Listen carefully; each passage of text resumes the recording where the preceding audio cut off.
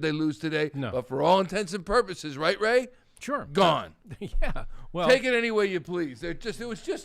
Seth said it was the worst half of football he's ever seen. And Barrett didn't disagree, so I think we're all. Yeah, when they disagree, you know that it's true. There's a unanimity of opinion on this one. This was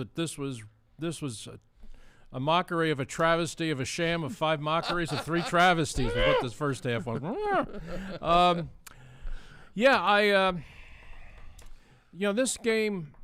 I said in the pregame show that we're all talking about probabilities of going to the playoffs, and it's 44% if they win, it's 18% if they lose, that they'll go to the postseason, and blah, blah, blah. And I said to you, if you lose twice to the Giants, you don't deserve to go to the play. If you lose twice to this awful Giants team, you don't deserve to even talk about going to the playoffs. And you're now on the verge of doing just that. I mean, it's bad enough you lost to them a couple weeks ago up in New York, but to come back this week playing at home, knowing everything that's at stake, and be 3-3 with these guys at halftime, it's really a sad commentary. It really is. The offense has been pitiful, and you really got to start with the coaching. You got to start with the play calling. We came into this game saying that I thought the big mistake they made the last time they played the Giants, they threw the ball too much. They threw it 31 times. Hurts threw 3 interceptions. That's how they lost that game. Giants didn't do anything on offense. The Eagles just handed them the game. So coming into this game, given the success that this team had running the ball, you figure, well, they're certainly not going to make that mistake again. They're certainly not going to keep throwing the ball. And they came out doing exactly that. So they have only themselves to blame to find themselves in this situation. And I would ordinarily say, don't worry about it. They'll find a way to win in the second half just because the Giants are that bad. They are bad. But this is exactly where we were a couple of weeks ago. At halftime, you think, they'll win this game because the Giants are so bad they'll give it to them. Well, maybe not, because the Giants managed to win that game, and who knows, maybe they win today. 31 times they threw the ball the last time they faced the Giants. They're on pace for 36 for today's game. And I guess what I'll ask you now, and certainly ask you during the postgame program, if Nick Sirianni and Shane Steichen, the offensive coordinator, are looking at film of the New York Giants, and they're scouting the New York Giants, and they see the way to victimize the Giants. That's what they have to believe. The way to get to this team is passing the ball. I mean, we can victimize them all day long by the pass. We're sitting there saying, what are you kidding me? Do you not know you have the second best running game or the best run game, right, and the second best point scoring in the NFL? Do you not know that because you run the ball? I just want to know what goes into that thinking. Do you have any clue? No, because it makes no sense. I mean, you look at both sides of it. You look at where you are, what you are offensively, which is they have been for 7 weeks now the best running team in the NFL. I mean, they're on the verge of doing something no team has ever done, which is run 175 yards per game in 8 consecutive games. Never been done.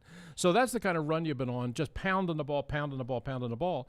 Okay, now we look at our opponent. Okay, who are we playing? You're playing the New York Giants. You look at the New York Giants. This just gets into, I mean, I'm not a big fan of analytics, but even if you want to go down the analytics road, the Giants' rush defense is 26th in the league, Mike. So it's not like the Giants are a lousy team, but boy, they can stop the run. Well, no, part of the reason why the Giants are lousy is they can't stop the run. So you come into this game, this is what your strength is, clearly, is running the football. Going up against a team that's 26th in the league at stopping the run, and you come out throwing it the way this team has thrown it in the first half, doesn't make any sense. I mean, the players have not played great. I'm not going to say that they have. But what's gone wrong here in the first half, I think, really begins with the coaching. Yeah, you look at total first downs, 7 for the Eagles, 6 for the Giants, third down efficiency, and this is an area where the Eagles have been strong through this season. They're 1 for 7 on third down, 14%. Giants are 4 of 11 total net yards.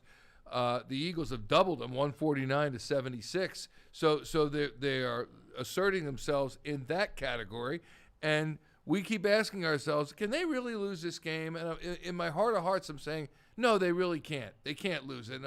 But the fact is, it's 3-3 against the stinking Giants at halftime. Yeah, and the last time you played them, which again was just a couple weeks ago, you did lose 13-7 in a game that was very reminiscent of this, where both teams were terrible.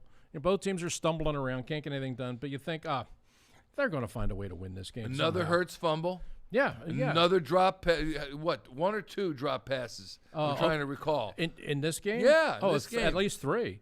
Goddard had one, Howard had one, and Sanders had one. Yeah. You've had at least three that are purely drops, not even debatable. I mean, purely drops.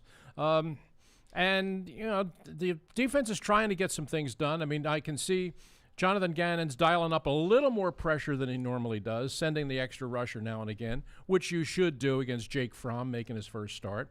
The Giants' offense is not – I mean, they can't get anything done. You can just see it. They're struggling. 76 net yards. Yeah, I mean, they just can't – so they're not going to drive the ball the length of the field. But still, the fact that the Eagles' offense has just completely fallen apart in the first half – execution hasn't been very good, but largely, again, I'm going to go back to it. I don't understand the play calling even a little bit. Yeah. Right now, the Eagles are just outside the playoffs looking in. They've got ties with Minnesota, with New Orleans, and they're tiebreakers in play here, which if they win and the Vikings lose, then all of a sudden they're in that last wild card spot. It doesn't look like that might happen depending on whether or not they can right this ship. Here's the thing. Seth Joyner coming up after the third quarter. And then when the clock hits 0, we've got Eagles post-game live for you on NBC Sports Philadelphia. For Ray Dittinger, I'm Michael Barkann. Thanks for watching Nissan In-Game Live. We'll see you post-game.